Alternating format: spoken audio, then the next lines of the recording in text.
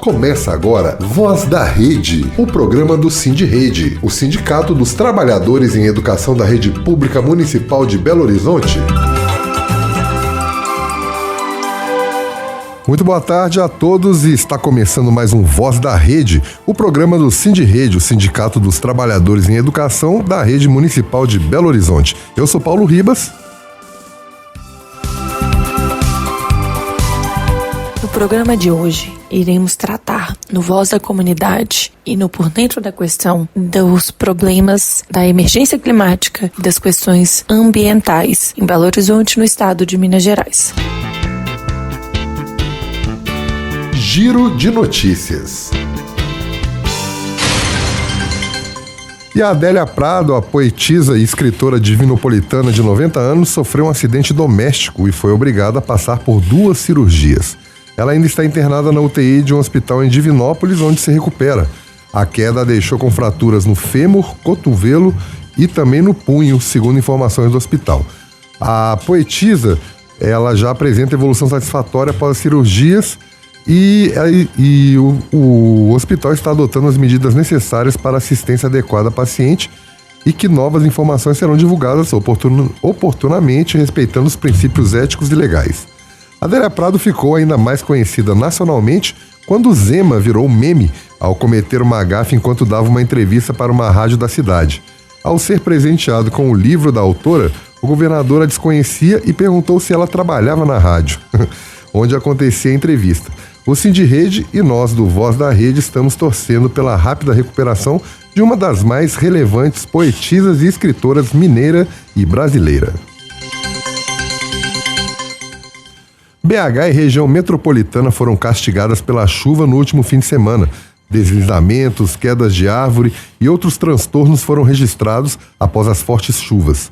A Defesa Civil de Belo Horizonte emitiu alerta de risco geológico em função dos possíveis deslizamentos durante todo o final de semana. Em Sabará, o muro de uma casa desabou durante a madrugada de sexta-feira, mas felizmente ninguém se feriu. Em BH, no bairro Sagrada Família, também houve uma queda de muro. E como a casa é vizinha de uma obra, o chão ainda apresenta perigo de deslizamento. Itabirito registrou ocorrências de deslizamento de terra e queda de árvores. Já em Nova Lima, a prefeitura usou carros de som para alertar moradores de áreas de risco sobre o aumento do nível do Rio das Velhas, que ultrapassou 2 metros. Se chegar a 3,9 metros, há risco de transbordamento e invasão de casas. A previsão é de chuva moderada para o fim de semana, com exceção de sexta-feira, que deve ter chuvas fortes, com precipitação acima de 20 milímetros.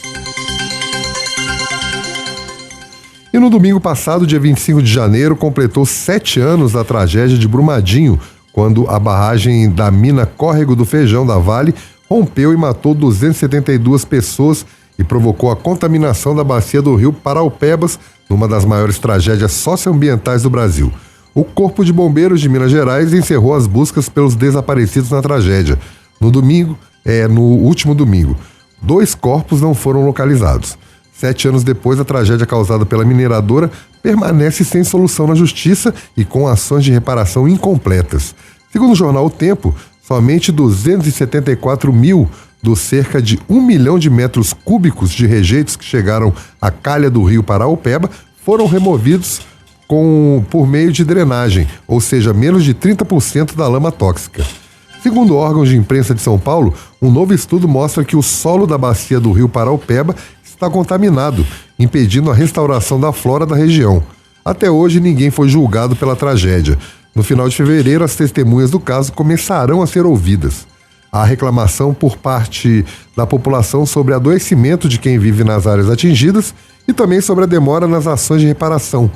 Estudos do Comitê Técnico Científico da UFMG mostram que 70% dos domicílios relatam algum mal, como depressão, estresse, insônia, ansiedade, hipertensão e outros sintomas associados ao trauma.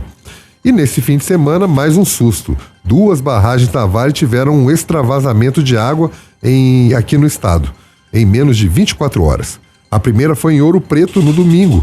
Um dique de uma mineradora da Vale transbordou e causou alagamentos em partes da cidade.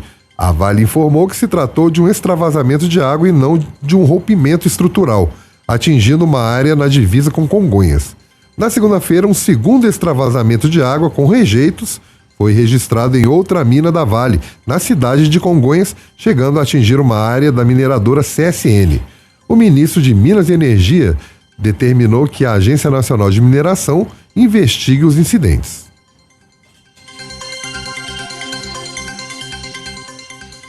E de acordo com estudos do Acnur, Agência da ONU para Refugiados, até 2050, 17 milhões de pessoas se deslocarão em função de mudanças climáticas extremas no território latino-americano. A tragédia do Rio Grande do Sul é um exemplo de deslocamento por causa de clima.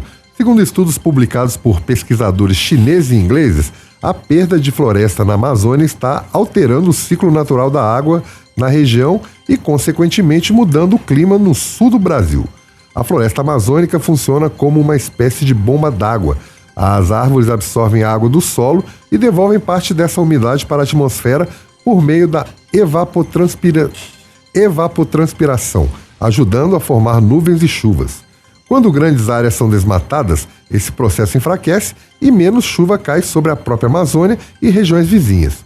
Belo Horizonte recebeu recentemente uma alteração em seu plano diretor, tornando BH a primeira capital do país a aprovar a inclusão da água potável como direito humano fundamental. Mas, ao mesmo tempo, na contramão dos fatos, acontece uma ação de desmatamento de árvores nas ruas, em troca de alguns bolsões de verde como parques e reservas. Isso faz com que alguns poucos lugares tenham um clima agradável na cidade, mas a maioria dos bairros não possuem parques nem reservas e se tornam locais quentes e secos. Existe também uma lei que permite que se o morador não tiver seu pedido de poda de urgência atendido em 45 dias, ele mesmo pode contratar um serviço privatizado especializado para fazer o serviço. Essas podas sem autorização ou em desacordo com as normas são crime ambiental. Ainda assim, há um corte desenfreado nas ruas com podas drásticas e irregulares, segundo relatos e denúncias, resultando em intervenções que deixam as árvores muito danificadas. A Avenida Pedro II é um exemplo dessa prática. Vale lembrar também as 63 árvores que foram cortadas em 2024 para que a etapa nacional de Stock Car ocorresse em torno do estádio do Mineirão, em BH. O corte desenfreado de árvores causa um efeito cascata no aumento da temperatura média das cidades. Ano passado, BH bateu o recorde 3 vezes de máxima temperatura em janeiro. O registro foi de 34,4 no início do ano, em março de 34,6 e em setembro de 34,9 graus Celsius. Uma crescente assustadora. Uma das maiores supressões de árvore na capital aconteceu em 2023, com uma média de 20 árvores derrubadas por dia, totalizando mais de 7.300 em um ano. A mineração também é um agravante às altas temperaturas. Estudos indicam que nos arredores das áreas de mineração, a temperatura tem um aumento médio de 0,8 graus Celsius. Na região metropolitana de BH, há aproximadamente 19 mineradoras com barragens, inclusive com o risco de alagar a cidade. Por isso, devemos ficar atentos e denunciar as podas e minerações irregulares. E terminou com quase 80 feridos, uma caminhada liderada pelo deputado Nicolas Ferreira após ter seu nome ligado ao caso do Banco Master. O deputado afirmava caminhar pela liberdade do golpista condenado, o ex-presidente Jair Bolsonaro, que está preso na Papudinha, em Brasília. Mas, segundo informações do ICL, isso foi uma cortina de fumaça criada por Nicolas após seu número aparecer em contatos de Daniel Vorcaro no WhatsApp e da senadora da oposição Damares Alves denunciar os pastores de algumas igrejas evangélicas que receberam dinheiro desviado do INSS. Durante o trajeto, Nicolas postou fotos criadas por IA para manipular a quantidade de gente que tinha no local. Na chegada a Brasília, mesmo com alertas de tempestades e raios, a caminhada seguiu até acontecer um acidente. Um raio atingiu a aglomeração, deixando cerca de 80 pessoas feridas. Elas foram prontamente atendidas pelo SUS e a maioria já recebeu alta. Entretanto, alguns seguem hospitalizados. É bom alertar que são apenas alguns pastores evangélicos que estão envolvidos nesse escândalo e que são ligados a políticos. Não podemos generalizar, mas fique atento aos sinais. Discurso de ódio ou propaganda política nos sermões não são coisas que Jesus aprovaria.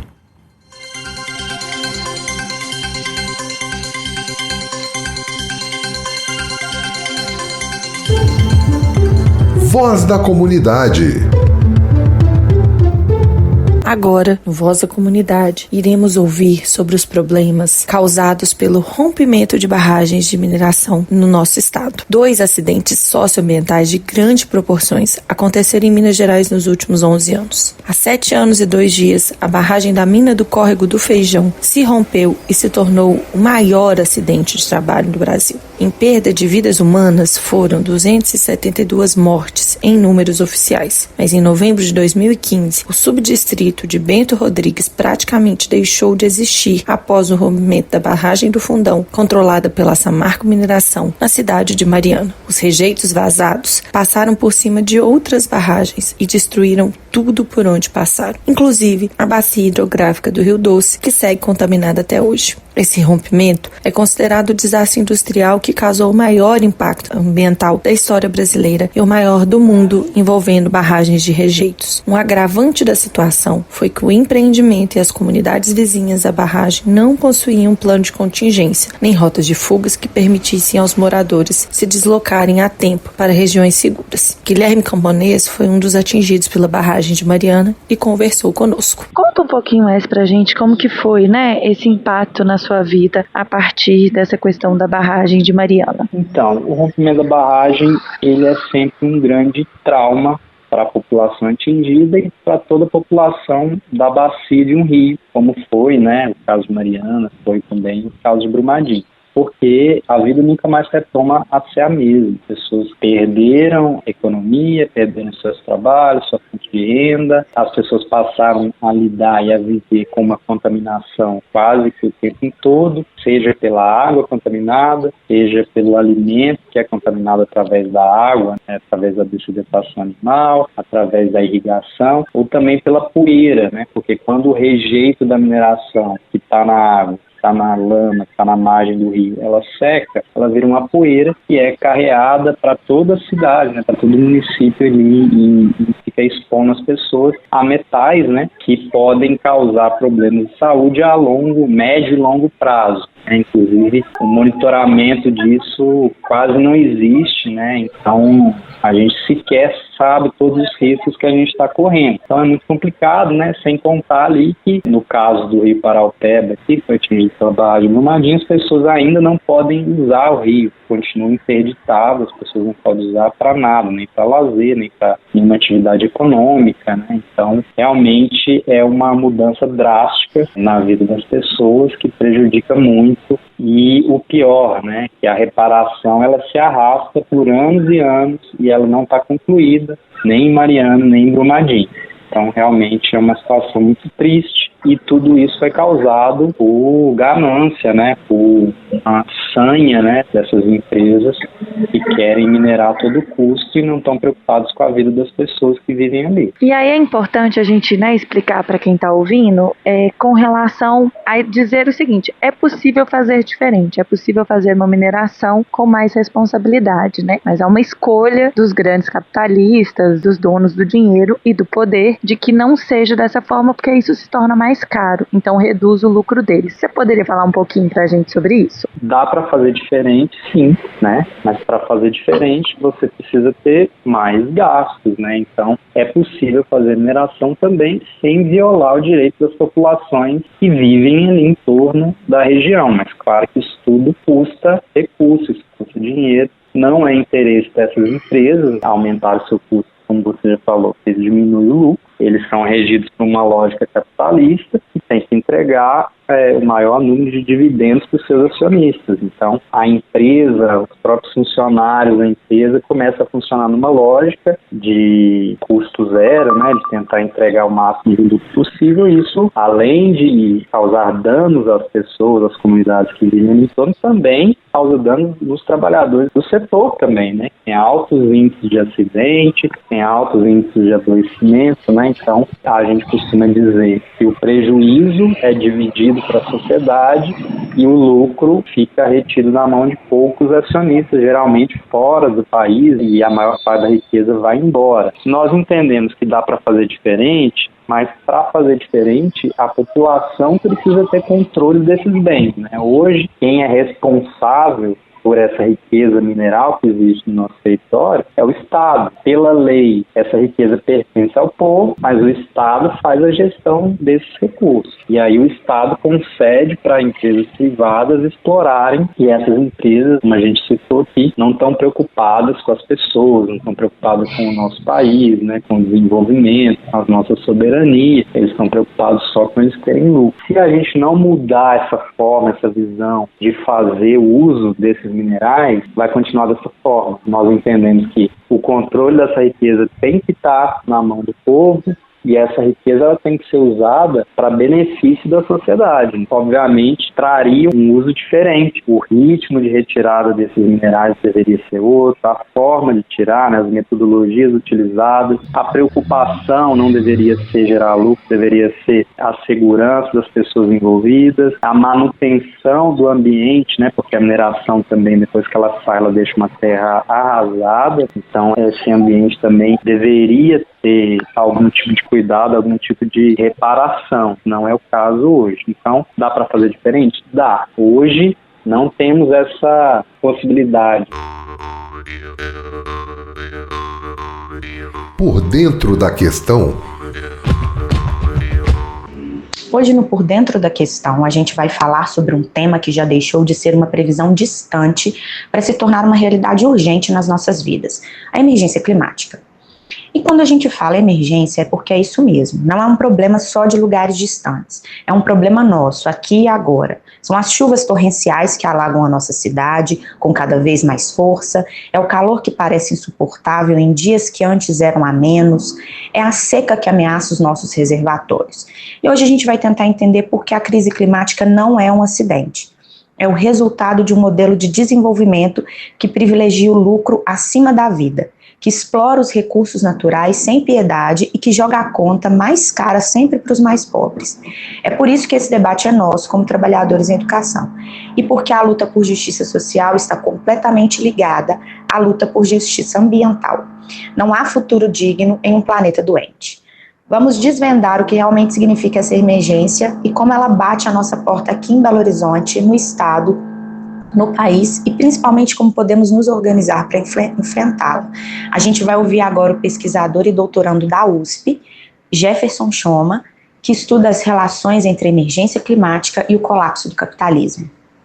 Boa tarde, Jefferson. É um prazer ter você aqui no programa A Voz da Rede. Hoje a gente está refletindo a questão da emergência climática. Nós vivemos um ano aí que muita seca, né, com ondas de calor exorbitantes, inclusive aqui em Belo Horizonte, e agora começa o período das chuvas. E bem, viemos da COP30, né? Nós até fizemos um programa que repercutiu bastante a COP, com diversas entrevistas de pessoas que estavam lá dentro. A gente quer agradecer a sua presença e queremos que você diga pra gente aí um pouquinho sobre qual é essa perspectiva aí de mudanças no clima, de discussão sobre a emissão de gases do efeito estufa, qual que é o panorama geral? Estamos vivendo uma calamidade. A emergência climática não é algo que é uma brincadeira, não é papo de cientista e de gente catastrofista. É uma realidade. Hoje, em 2024, para você ter uma ideia, foi registrado o ano mais quente da história. Praticamente em todos os dias de 2024, houve a superação do limite de 1,5 graus Celsius, que é o limite estabelecido pelo Acordo de Paris, para tentar manter aí um aquecimento global mais controlável e reversível. Só que a partir de 2024 a gente tem superado esse limite. 2025 os dados estão saindo aí, vão mostrar que a gente superou já esse limite e a gente caminha rapidamente para a superação dos 2 graus Celsius. O que é a superação dos 2 graus Celsius? É em relação ao período pré-industrial, em relação a 1850. Então, desde 1850, antes da Revolução Industrial aí se generalizar sobre a Europa, até agora, a temperatura da superfície da Terra, em média, aumentou quase 2 graus Celsius. Hoje é mais ou menos 1,7, 1,8 aí. Se a gente cruzar o limite de 2 graus Celsius, isso nos colocaria numa situação, num caminho sem retorno, pois acionaria vários pontos de não retorno de sistemas naturais da Terra. Os efeitos seriam, por exemplo, o derretimento incontrolável do manto de gelo no Ártico e na Antártida, os polos sul e polo norte, o derretimento do permafrost, que é um solo permanentemente congelado, que fica no hemisfério norte, no norte da Rússia, do Canadá, e retém o dobro de carbono que existe hoje na atmosfera, ou seja, liberaria ainda mais carbono, e vamos lembrar, né? É o carbono que é responsável pelo aquecimento, né? Por meio da queima dos combustíveis fósseis. E o permafrost, ele retém o dobro de carbono que existe hoje na atmosfera. E aí ele liberar ainda mais gases de efeito estufa na atmosfera, acelerando ainda mais o aquecimento do clima, né? Além de liberar vírus, né? Porque estão aprisionados há milhares de anos lá sob o manto de gelo do permafrost, né? Bactérias, vírus, etc. Que também podem ser liberados com a destruição das florestas tropicais. A Amazônia, por exemplo, a floresta tropical amazônica, né? Pode entrar num ponto de não retorno, se 25% dela for desmatada, e se converter numa savana degradada que deixaria de absorver os gases de efeito estufa e passaria a emitir ainda mais esses gases de efeito estufa. Ou seja, a partir de 2 graus Celsius, nosso planeta seria devastado aí por novas e múltiplas pandemias, a elevação dos oceanos, que resultaria na destruição das cidades costeiras, e a questão mais visível que a gente sentiria é que os eventos climáticos extremos se multiplicariam, eles se tornariam mais frequentes e mais intensos, como, por exemplo, grandes ondas de seca que pode provocar quebra nas safras agrícolas e, portanto, afetar a produção de alimentos, grandes inundações e enchentes, como a gente viu, por exemplo, algum tempo atrás, no Rio Grande do Sul, eventos que ocorriam 1 ou 2 vezes a cada século, pode ocorrer 2 ou 3 vezes a cada década. Ondas de frio extremo, a gente está vendo agora no hemisfério norte uma onda de frio extremo atingindo aí partes da América do Norte, inclusive da Rússia também. A desertificação de áreas inteiras, aí, de continentes inteiros, principalmente nas áreas tropicais, na América do Sul, na África. Ou seja, seriam mudanças que provocariam enormes ondas de refugiados climáticos que iam se abater pelo planeta inteiro. A ONU tem uma estimativa que essas ondas de refugiados climáticos podem atingir até a 4 bilhões de pessoas até o final do século, com a desertificação ou com o extremo calor aí, tornando áreas do planeta, áreas continentais, totalmente inabitáveis. Então, esses seriam os efeitos do mundo acima de 2 graus Celsius. E a ciência indica que só há uma única maneira de impedir essa catástrofe, que é limitar o aquecimento global em até 2 graus Celsius, reduzir as emissões líquidas de gases de efeito estufa em 40% até 2030 e chegar à redução do zero líquido, que eles chamam, até 2050. Mas isso, gente, exige uma transformação urgente, revolucionária e inédita do fornecimento de energia em escala global em todo o planeta. Por que é tão difícil a virada? Por que é tão difícil os mecanismos de controle? A quem interessa? Então, você vê, por exemplo, o que aconteceu na COP30 agora em Belém. A COP se demonstrou um grande balcão de negócios. Por incrível que pareça, a gente estava vivendo a 30ª edição da COP e nenhuma das edições da COP colocou o dedo na ferida. Apontou o dedo para quem são os responsáveis por essa situação, que são as emissões dos gases de efeito estufa a partir da queima de combustíveis fósseis, sejam de petróleo, gás, carvão, etc. Nenhum documento, até hoje, de nenhuma COP, responsabilizou os combustíveis fósseis pelo aquecimento global. Nenhum. Isso porque há uma quantidade enorme, exércitos inteiros de lobistas ligados à indústria do petróleo que participam desses eventos e fazem lobby junto aos governos, aos diplomatas, etc., e impedem que qualquer tipo de iniciativa de redução das emissões de gases de efeito estufa seja apontado por essas conferências. Nessa última em Belém, os dados mostram que haviam mais de 1.500 lobistas ligados à indústria do petróleo presentes na COP. As COPs anteriores foram realizadas em países que são grandes produtores de petróleo. Por exemplo, a 29 foi realizada no Azerbaijão, que é um grande país produtor de petróleo, e foi presidido pelo ex-executivo da petroleira estatal do Azerbaijão. A COP28, que foi a penúltima COP antes dessa do Brasil, ela foi realizada nos Emirados Árabes, e também foi presidido por um executivo de uma grande petroleira. Elas ficaram conhecidas, inclusive, como as COPs do petróleo, que elas eram presididas e dirigidas por empresas petrolíferas, que estavam lá para fazer o chamado greenwash, que é a lavanderia, a publicidade verde. Vocês conhecem muito bem isso em Minas Gerais. A Vale do Rio Doce, depois dessas tragédias todas que ela promoveu por aí no estado, fica realizando programas mostrando o quanto ela é sustentável ambientalmente, etc., né? Pagando milhares aí de reais para publicitários para tentar reverter essa imagem de destruição ambiental que ela tem, né? A COP ela serve como vitrine dessas empresas petroleiras aí, dos governos, que não têm interesse nenhum em investir massivamente na transição energética, né? No contrário, hoje a tendência é haver aí uma abertura de novas frentes de petróleo, de exploração de petróleo. Uma delas é aqui no Brasil, uma das mais importantes, né, que é a margem equatorial, defendida pelo governo Lula. Bom, explorar petróleo na foz do Rio Amazonas significa duas coisas. A primeira delas, aumentar ainda mais a carga de carbono na atmosfera, ou seja, acelerar ainda mais o aquecimento do clima do planeta. A segunda coisa, corremos o risco de destruir um dos ecossistemas mais delicados do mundo, que é a chamada Amazônia Azul, essa linha de corais enorme que tem na costa da região amazônica. E para vocês terem uma ideia, a capacidade desses manguezais da Amazônia Azul de sequestrar carbono é de 2 a 3 vezes maior do que a própria floresta tropical amazônica. E qualquer derramamento de óleo ali, de petróleo, e que vai acontecer, porque ali, as interfaces ali, os sistemas naturais que agem ali são pouco estudados, pouco conhecidos, mas eles são bastante importantes, né, poderosos e fortes. Qualquer tipo de vazamento de petróleo que ocorra numa plataforma, de um navio, etc., petroleiro que estiver passando por ali, vai afetar e vai matar esses manguezais, que são ecossistemas extremamente delicados. Por isso que o capitalismo fóssil não tem interesse em realizar a transição, ele tem interesse em explorar petróleo cada vez mais até a última gota, mesmo que isso leve a humanidade à barbárie climática. Jefferson, no início da sua fala, você usa uma expressão que as pessoas usam muito, né, que é papo de ambientalista, que as pessoas ficam achando que a questão do aquecimento global, a questão das mudanças climáticas, elas têm a ver com algo muito longe delas, né? Tá lá na floresta, tá lá nas geleiras, e que não afetam diretamente o cotidiano delas. Mas a gente viu, nos 2 últimos anos, o Brasil passando por uma série de processos, como você também já falou, a enchente do Rio Grande do Sul, os ciclones que passaram em São Paulo, Paraná, Minas, uma série de processos ambientais que normalmente não estavam no calendário do cotidiano das pessoas, mas que estão afetando. Fora o regime de chuvas, que passa a ser muito inconstante e ao mesmo tempo muito intenso nos momentos em que eles ocorrem. E isso afeta o cotidiano das pessoas e está relacionado com a questão ambiental. Como que você falaria para as pessoas sobre essas questões que afetam o seu cotidiano e como que a questão ambiental, cuidar do meio ambiente, está gerando impactos no cotidiano delas? Eu acho que por muito tempo, inclusive na esquerda, se desprezou esse debate sobre a questão do meio ambiente, a necessidade de defender os sistemas ecológicos. Bom, mas o aquecimento global e seus efeitos estão mostrando a necessidade aí dramática de hoje colocar isso em pauta, inclusive nos sindicatos. Isso é importante, todos os trabalhadores organizados estarem discutindo isso, porque isso cada vez mais vai afetar a vida das pessoas, né? É como eu falei, os eventos climáticos extremos se tornarão mais frequentes e intensos. Então essas chuvas de final de ano, que sempre castigam o sul e sudeste do Brasil, vão se tornar cada vez mais fortes, mais frequentes e matar mais pessoas, infelizmente, porque o Brasil não está preparado para isso, para esse tipo de catástrofe. Há uma pesquisa, por exemplo, que mostra que a partir de 2060, Belém, que foi a sede da COP30,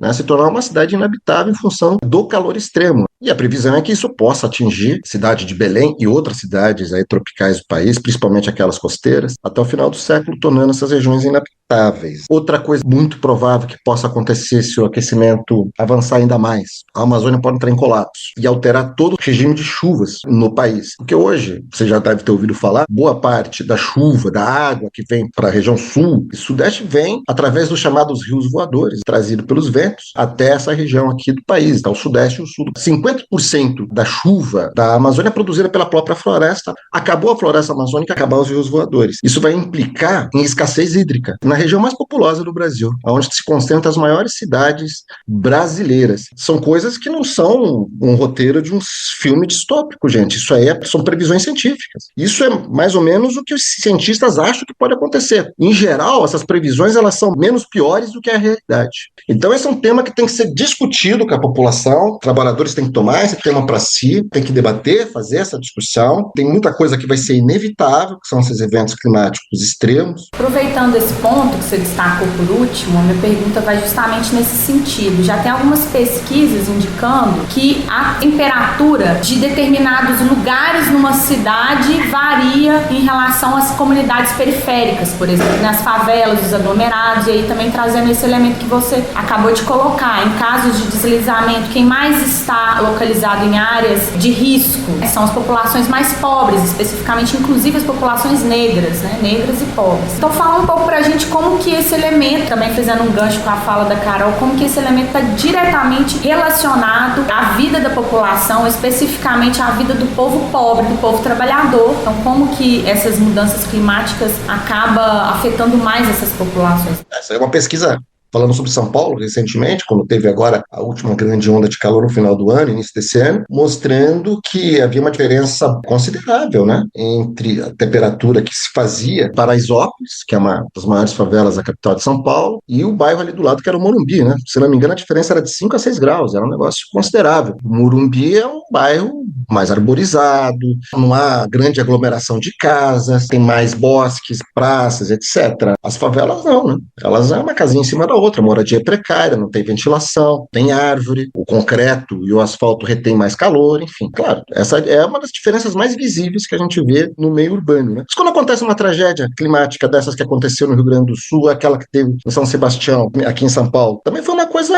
assim, que atingiu sobretudo a população mais pobre. Você pega São Sebastião, é um caso emblemático. Os antigos pescadores moravam na beira da praia, aí veio a especulação imobiliária e expulsou essa população para essas áreas de risco, que construíram lá suas casas e tal, em montanha, terrenos inclinados, etc. e tal. Quando veio agora a chuva, foi justamente essa população aí que foi vitimada. A população que estava lá nas áreas onde eles moravam, onde existiam essas comunidades de pescadores, né, uma população mais elitizada, que estava lá com suas casas de veraneio, casa com piscina, etc. Então, uma ou outra deve ter inundado, mas ninguém morreu ali nessa região. Onde houve mesmo desastre foi nas encostas onde estava a antiga população que vivia à beira do mar, daquela população de pescadores, e foi empurrada para morar nas encostas ali em São Sebastião. Tem um dado que saiu agora do PNUMA, né, que é o Programa para o Meio Ambiente da ONU, mostra uma coisa absurda, saiu agora no começo desse ano. Mostra que 1% mais rico da população esgotou a sua cota anual de emissão de carbono, compatível aí com a manutenção do limite em até 1,5 graus Celsius, em apenas 10 dias. Então, na cota anual que eles podiam emitir de carbono, para manter aí a temperatura em até 1,5 grau Celsius, eles gastaram em apenas 10 dias, em 10 de janeiro. Enquanto isso, a metade mais pobre da humanidade levaria 1.022 dias, ou seja, quase 3 anos, para emitir essa mesma quantidade de carbono que foi emitida pelo 1% mais rico aí. O PNUMA, ele faz a seguinte conta, que o orçamento anual de carbono por pessoa, para a gente manter aí até 1,5 grau Celsius, temperatura da Terra, deve ser aí de aproximadamente 2,1 toneladas de CO2, para que o mundo possa ter chance de limitar o aquecimento global em 1,5 Celsius. No entanto, o 1% mais rico emite 76 toneladas por pessoa ao ano, enquanto a metade mais pobre da população do mundo emite apenas 0,7 toneladas. Mas Jefferson, explica isso. Como é que é essa emissão individual, para as pessoas entenderem como é que isso funciona? Um bilionário, que faz parte de 1% mais rico da população, ele emite 76 toneladas de dióxido de carbono por ano. Alguém que pertence à metade mais pobre da população mundial emite apenas 0,7 toneladas por ano. Mais de 70 vezes, quase 80, né, gente? Sim, mas ele emite como? No consumo da produção de dinheiros para eles mesmos, eles consomem 76 toneladas de CO2 por ano. Na mesma semana que foi divulgada essa pesquisa, a Oxfam mostrou que desse 1% aí, dos mais ricos do mundo, apenas 12 indivíduos concentram a riqueza de 4 bilhões de pessoas mais pobres. Completamente relacionado o problema da catástrofe climática com a concentração de renda, gente. E quem paga o pato, as principais vítimas desse processo tudo, são os trabalhadores. Esse que é o problema. Você disse aí que é muito importante que os sindicatos discutam, que as organizações de bairro discutam, né, que as periferias, que as comunidades discutam a questão climática. Discutem para se apropriar desse debate. Agora, é claro, que é se apropriar não só por se apropriar, mas é para que também a gente tenha ações para combater esse processo. Ações de mobilização e de luta, né? Porque é possível o combate. Para isso, precisa que a gente tenha um processo frequente de mobilização contra o desmatamento, contra a mineração desenfreada que está aqui em torno de Belo Horizonte, o agronegócio, e para que tenha investimento em novas fontes energéticas de energias mais limpas. Então, um convite aí, é importante que as pessoas entendam que esse debate é um convite à mobilização popular. É isso mesmo, cada vez mais os trabalhadores têm que pautar isso. Porque assim, não serão ações individuais. Eu vou aqui economizar na minha água, aqui na torneira, quando escovar os dentes, separar o lixo. Isso é importante, mas não vai ser isso que vai salvar o planeta. Vai ter que ter ação coletiva. E essa ação coletiva tem que vir de baixo, gente. Um dos problemas aí da crise climática é excesso de bilionário. vai ter que mudar todo o sistema. Vai ter que mudar a forma como a gente produz, o que a gente consome, como a gente consome, como a gente distribui. Tem que mudar o sistema de produção mesmo da sociedade. A produção ela tem que ser social. Ela não pode ser apropriada por 12 pessoas, gente. Não é possível isso. Que não cabe nem numa Kombi. Não dá. Não é possível, isso tem que mudar o sistema. Tem que acabar com o sistema que está aí, que produziu essa catástrofe, e uma catástrofe qual o capitalismo não consegue resolver, por conta dos seus próprios mecanismos internos de acumulação, que impedem que os grandes capitalistas, o capitalismo, possa fazer uma transição energética a tempo de resolver, impedir o pior, porque a gente está caminhando para o pior. Até o final desse século, a barbárie climática pode bater nas nossas portas. Vamos ouvir agora a entrevista do Alessandro Borsagli. Alessandro é professor, pesquisador, autor do livro Os Rios Invisíveis da Metrópole Mineira, e vai falar com a gente um pouco sobre essa relação entre o planejamento urbano de Belo Horizonte e as constantes enchentes que a gente tem devido à impermeabilização do solo, à ausência de áreas verdes e tudo que a população passa nas encostas, nas beiras de rio. Vamos ouvir o Alessandro.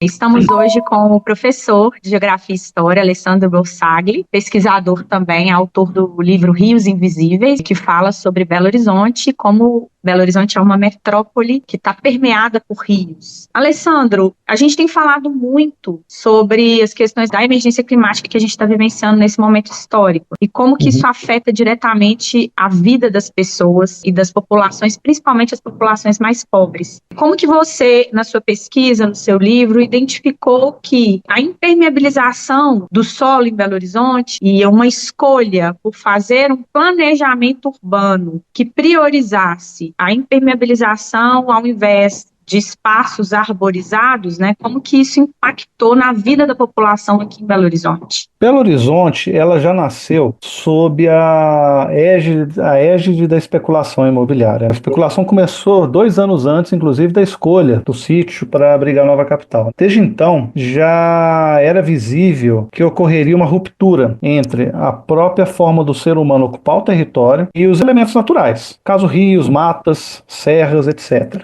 Então já é uma coisa, planejamento, né, embebido de desplanejamento, que já ocorre desde o final do século XIX. No caso dos Rios Invisíveis e de alguns outros livros que eu tenho publicado, a abordagem se refere muito às bacias hidrográficas, que de fato é muito claro, muito visível, que desde 1895, para ser mais preciso, existe uma ruptura entre a forma que nós ocupamos o território, do caso de Belo Horizonte, e o traçado natural das águas. Quando de fato se iniciou a verticalização de Belo Horizonte, nos anos 30, coincidentemente com a expansão urbana, que Belo Horizonte se expandiu para todos os lados muito rapidamente, e a consequente permeabilização do solo, os transbordamentos de fundo de vale ficaram cada vez mais frequentes, e sempre impactando as populações ribeirinhas, de menor poder aquisitivo, marginalizadas, porque elas chegavam em Belo Horizonte, eram grandes levas de imigrantes que chegavam a Belo Horizonte e não podiam ocupar o território dentro da Avenida do Contorno. Sobravam para essas populações terras fora da contorno. Inicialmente, os topos dos morros, né? Que nós temos alguns exemplos clássicos aí, o Morro do Papagaio, a própria aglomerado da Serra, a favela do Querosene e os fundos de vale. As favelas do União Urubus, favela do Perrela, que existiam ali na zona leste de Belo Horizonte, na região leste, e a Vila dos Marmiteiros, que é também um exemplo clássico de como essa população foi impedida de ocupar as terras dentro da Avenida do Contorno. Elas foram expulsas no início dos anos 40 e foram realocadas, obrigadas, né, a se assentar às margens do Ribeirão Arrudas, na proximidade do Padre Eustáquio, Coração Eucarístico, etc. Persiste até a atualidade, gravado não só pela essa forma que nós ocupamos o território, ocupando áreas que não deveriam ser ocupadas, né? Como os fundos de vale, planícies de inundação, etc. Com as questões climáticas, essas chuvas estão se tornando cada vez mais torrenciais em um curto espaço de tempo. Vai sempre impactar as populações menos favorecidas, né, dentro desse nosso sistema. Só para finalizar, eu costumo até abordar a questão de 2020, quando muita gente veio atrás de mim, depois daquele transbordamento do córrego do Leitão. Sou ainda, né, barranqueiro do Leitão, inclusive eu tenho uma placa aqui no fundo, e eu falei com eles, eu falei, olha, deixa eu falar uma coisa para vocês estão vindo atrás de mim, porque molhou os pés de uma área nobre da capital mineira, porque se fosse fora da Avenida do Contorno, vocês não estariam nem aí. Inclusive, eu pedi para publicar isso na íntegra. E é importante, né, a gente tem feito essa discussão no sentido de que os trabalhadores, eles têm que se apropriar do discurso da questão ambiental, dos desastres ambientais, da forma como as políticas são pensadas para tratar esses problemas. E a questão da enchente, do desabamento, que hoje são as principais questões que Belo Horizonte vivem, elas não são diferentes, né? Como você disse, tem uma diferença entre pobres e ricos, o tratamento entre as áreas que são afetadas, e a gente sabe que isso também faz parte de uma política pública, né? De pensar a cidade. Se você puder aprofundar um pouquinho mais sobre essas questões para a gente, dessas desigualdades do tratamento das políticas de urbanização, né? E com relação ao meio ambiente? Fica muito explícito, né? Pensando também historicamente, geohistoricamente, que já era um modus operandi da própria Comissão Construtora da nova capital, que só foi sendo perpetuado. Tem alguns relatórios do século XIX, eu tenho até em livro aqui, que fica muito claro, a nossa preocupação é o abastecimento de água da população na zona planejada. Fora da zona planejada, a população que se vire para ter acesso à água. Então só por aí você já vê a diferença que já era dada, que era visível, era explícita pela própria Comissão Construtora. Isso vem se perpetuando ao longo dos tempos. Não tem como. Até porque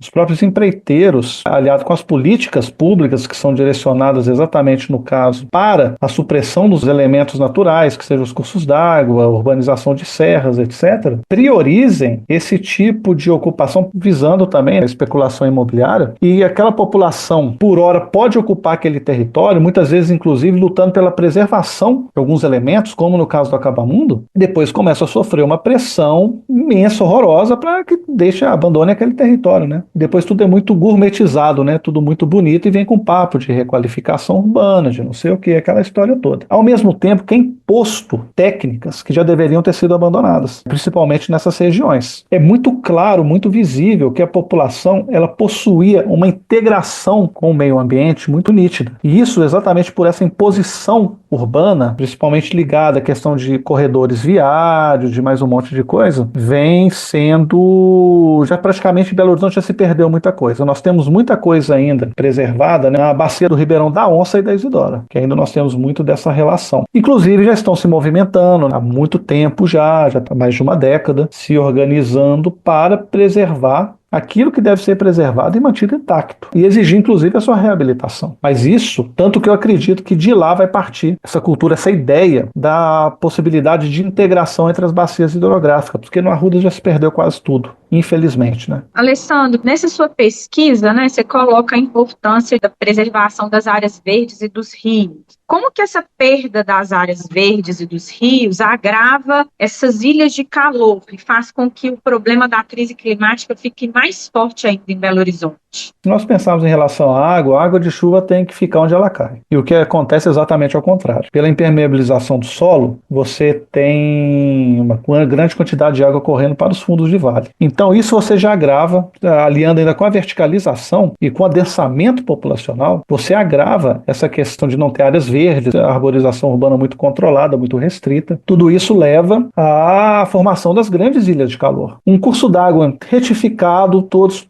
dentro da zona urbana de BH, né, e fora dela também já se encontra uma boa parte retificados e canalizados. Mas se você reabilitar de uma maneira tal que esse curso d'água volte a correr, não no concreto, e sim na terra, ao mesmo tempo você devolvendo essas planícies de inundação para esses cursos d'água, você vai melhorar o clima urbano consideravelmente. Claro, aliado a uma arborização considerável, né? Você melhora consideravelmente o clima urbano. E é isso que vem se perdendo em Belo Horizonte, principalmente dos anos 50 para cá. Canalização para todos os lados, inclusive cobertura de cursos d'água, como Acabamundo, Serra Leitão e por aí vai, ao próprio Arrudas. Supressão da arborização urbana para alargamento das vias. No caso da Afonso Pena, por exemplo, se nós observarmos, não havia necessidade do corte dos ficos, porque eles falaram que ia largar a avenida, isso e aquilo, mas a quantidade de pistas continua a mesma praticamente. É a forma que nós ocupamos o território, como eu já disse anteriormente. É isso que nós temos que modificar. Então, vai surgindo cada vez mais e mais e mais ilhas de calor. Nós temos a região central, nós temos a Savassi, nós temos alguns microclimas já dentro do município. Nós temos um belvedere, que nunca deveria ter sido verticalizado. A região sul de Belo Horizonte, na verdade, aquela parte da encosta da Serra do Curral, ela não deveria ter sido urbanizada, principalmente verticalizada. Que a Serra do Curral, ela começava onde hoje é a Praça Milton Campos.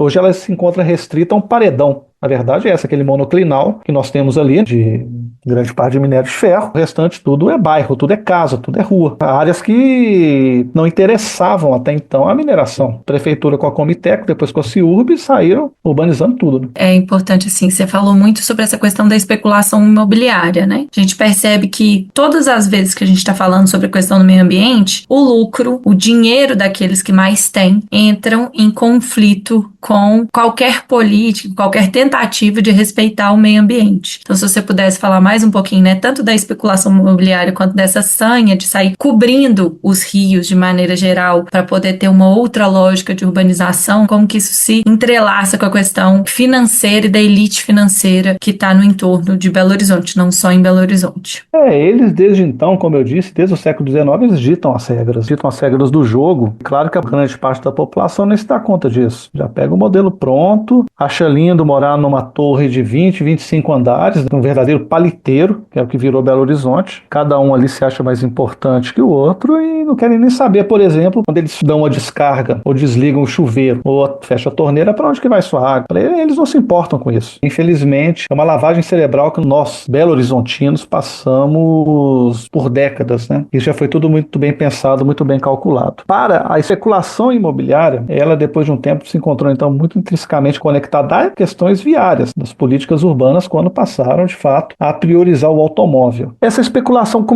se tornou muito forte a partir da década de 30, melhor, 1925, vou recuar até um pouquinho mais, porque quando as famílias belo-horizontinas, proprietárias de sítios, de fazendas, inclusive no entorno da capital mineira, começaram a lotear esse entorno. Quando eu falo entorno, é bairro Padre Eustáquio, Caiçara, é tudo muito próximo, hoje tudo muito inserido, né? Na Calafate, tem recibos dos anos 20, dos anos 30, das pessoas que iam adquirindo lotes nessas vilas. E a cidade começou a crescer de uma maneira tal sobre os elementos naturais, sobre as bacias hidrográficas. Então você já tem uma supressão de vegetação muito importante, porque construiu, loteou, urbanizou, permeabilizou, na maioria das vezes. Com os anos 30, verticalização da região central, começou também uma especulação muito forte, inclusive dessas famílias que acumularam capital com a venda desses lotes. Muitas vezes abriam vilas que não tinham nem acesso direito. O bonde não chegava, ônibus não chegava, os ônibus estavam começando, né? Era estrada de terra, não tinha água, não tinha iluminação, não tinha absolutamente nada. Mas era vendido porque a gente sabe como que funcionava as questões dentro da prefeitura de Belo Horizonte. Jorge Carone que o diga, que ele teve que arrombar o arquivo da prefeitura para ter acesso a lotes que haviam sido grilados nos anos 60. Ele teve que arrombar porque os próprios funcionários da prefeitura não deixavam o prefeito ter acesso a essa documentação. Enfim, tudo mudou nos anos 60. Com a questão viária, quando o automóvel passou a protagonizar as políticas públicas. No caso de Belo Horizonte, muito conectado ao programa Nova BH 66, que foi um programa financiado pelo governo dos Estados Unidos, em um momento que começava a se extrair muito minério de ferro pelos Estados Unidos, pela Hanna, etc. Um dos motivos, inclusive, do golpe de 64 foi esse. E para os americanos era muito interessante que se reformasse os centros urbanos para que se pudesse vender mais automóvel. Essa que é a ideia. Então nós começamos a ter uma verticalização, uma venda cada vez maior de automóveis, né? Emplacamento começou a passar 2.000, 3.000 por mês e um adensamento urbano cada vez maior. Isso aí vieram os problemas, né? Problemas de especulação imobiliária, começou a ficar muito caro morar dentro da Avenida do Contorno, transbordamentos cada vez mais frequentes, piora na qualidade de vida da população, aí entra problemas de saúde, estresse, ansiedade, mais um monte de coisa, está tudo ligado, é tudo conectado, a questão da saúde da própria população. E a especulação ela não acabou até hoje. Nós achávamos que em algum momento ia parar e não parou, porque o mercado vive disso. Os empreiteiros, eles vivem de quê? De canalização de curso d'água. É muito mais barato, está provado isso, de reabilitar um curso d'água, integrar eles a parques urbanos, entregar para a população, inclusive, usar aquelas áreas que são de direito não só dos rios, mas nossa também, nós temos o direito de usar e de preservar, do que apenas criar corredores viários, grandes avenidas, canalizar e você torna aquele lugar ou não lugar, né? Essa que é a realidade.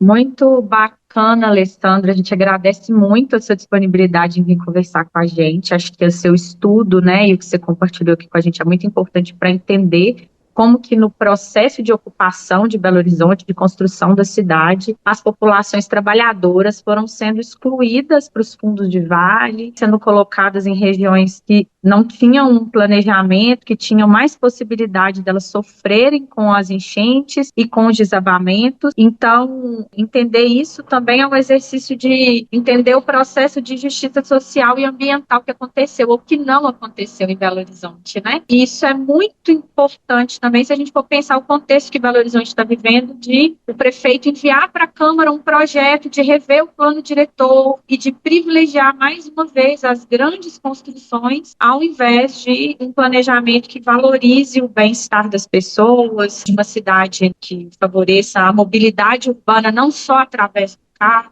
Então, a gente agradece muito e fica aí para os nossos ouvintes essas reflexões que você trouxe. Agradeço a oportunidade de falar um pouquinho, de fazer um pouco desse resgate geohistórico, né, que influencia na atualidade. Infelizmente, as administrações municipais, elas vêm, de fato, trabalhando sempre a favor desse capital aí, imobiliário especulativo, incentivando sempre, desde sempre, a construção civil. Nós temos esperança que tudo vai mudar. Em algum momento vai ter que mudar, porque esse modelo de cidade, esse desplanejamento urbano, ele não se sustenta mais. Nós precisamos aí equilibrar, porque a natureza já está avisando, vai chegar um momento que vai ser iminente. Uma requalificação urbano-ambiental, recuperar curso d'água, recuperar a área verde, testar essa verticalização, mais que necessário, e nos conectarmos novamente com o território, né, com o meio do qual fazemos parte. Assim espero.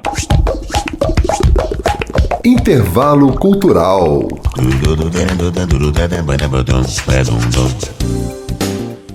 E no intervalo cultural de hoje, primeiro vamos ouvir uma dica de livros com Alessandro Borsagli. Olá pessoal, bom dia. Sou Alessandro Borsagli, professor e pesquisador e autor de diversos livros sobre a geografia histórica de Belo Horizonte.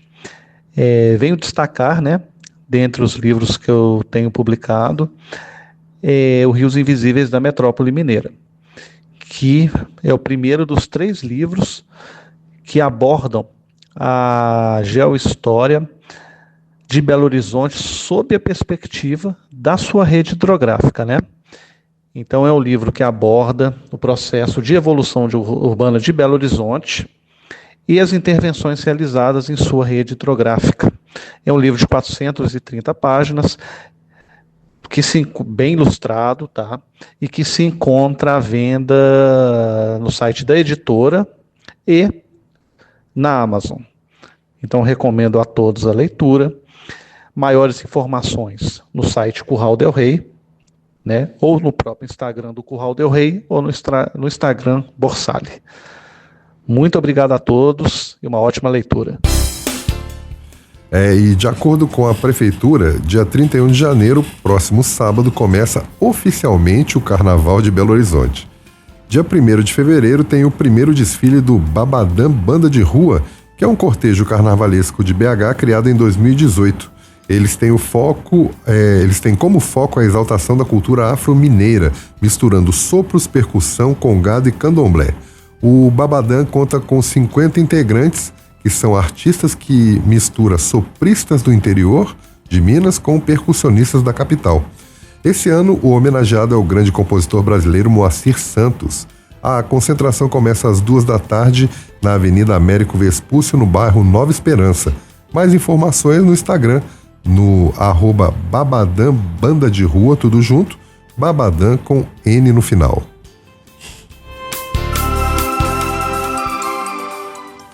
E chegamos ao final do Voz da Rede. Se você não conseguiu acompanhar todo o programa ou o programa anterior, procure por Cindy Rede ou por Voz da Rede no SoundCloud, no YouTube Music, no Amazon Music, no Deezer ou no Spotify.